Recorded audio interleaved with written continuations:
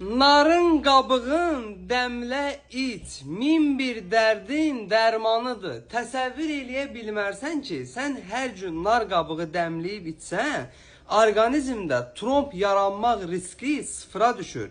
Qan devranını yaxşılaşdırır, ürəyin fəaliyyətini normallaşdırır, qaraciyərini detoks eləyərək qaraciyərində yığılmış toksin maddələri atır.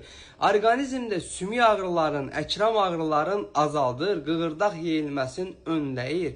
Ümumi bədənivi detoks eləyərək ölü hüceyrələri orqanizmdən atır və sağlam hüceyrələrin sayını artırır. Hazırlanması da çox asandır. Necə? Ekrandakı ürəyi qızart və profilin üzərindəki pil uşağı arasına toxun, izah edeyim. Götürürsən bir dənə narın adi qabığın, yuyursan, atırsan qazana, 15 dəqiqə qaynadırsan. Sonra süzüb gündə 2 dəfə səhər axşam az qarnına içirsən.